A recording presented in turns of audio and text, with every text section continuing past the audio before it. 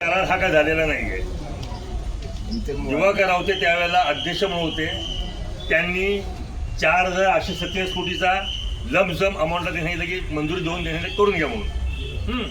त्यांनी फिक्शनवर केलं 2.57 म्हणजे 2.57च्या आणि BC वाढवून वगैरे त्यांनी ते काय करायचं तरी केलं तिथं. आता मुद्दा कुठे होतो तिथं की संघटनेचं म्हणणं का माहिती आहे की तुम्ही 4,827 कोटी तुम्ही मिळालात कळलं का, पण तुम्ही ते वाटलेलं नाही आहे, पुण्यामध्ये वाटलेलं नाही आहे, बरोबर आहे.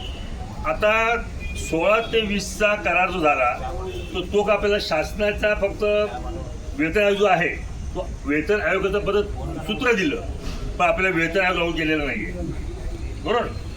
वेतन आयोग लागू केलेलं नाही आहे, फक्त सूत्र दिलेलं आहे. तर आपलं म्हणणं का माहिती आहे, आम्हाला तुम्ही एक तर वेतन लागू करून टाका, कळलं का, म्हणजे मग आम्ही काय मागणी करणार नाही आहे. इथं मिस्टेक काय झालेली आहे की त्यांनी त्यांच्या वेतन आयोगाप्रमाणे 2% त्यांना इन्क्रिमेंट आहे.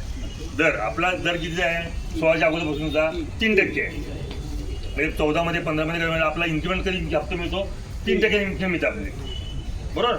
तर 3% मिळतं की नाही, ते 16पासून त्यांनी 2% मिळाली पाहिजे म्हणून परिपत्रक काढलं त्यांनी. मग तुम्ही आम्हाला आयोगच दिलेला नाही आहे, मग तुम्हाला 2% करायचा अधिकार कुठं आलेला, म्हणजे आमचा 1% तुमच्याकडे पेंडिंग आहे, बरोबर. दुसरी गोष्ट घरभाडे भत्ता आपल्याला किती मिळायचा घरभाडे भत्ता 8, 16, 24 म्हणजे आता पनवेलला किती मिळायचं 24 मिळायचा, तालुका ठिकाणी गेला तर 16 मिळायचा आणि एकदम खेडेगावात गेला तर तो 8% मिळायचा. ह्यांनी काय केलं त्यामध्ये 1 खाल्ला म्हणजे 7, 14, 21 म्हणजे आपले 3% घरभाडे भत्त्याने खाल्लेलं आहे. तर आमचं म्हणणं ते आहे की कुठल्या आधार तुम्ही केलेलं आहे, म्हणजे ऑक्टोबर 2021च्या नंतर त्यांनी रेग्युलर केलं, परंतु 16पासून पुढे जे जे असेल ते त्या आपल्याला मिळायला पाहिजे, बरोबर आहे. तर त्याच्यामुळे आपल्याला HRA घरभाडे भत्ता 3% मिळाला पाहिजे, वार्षिक वेतनावर मिळाले पाहिजे, त्यासाठी आपण पत्र दिलेलं आहे.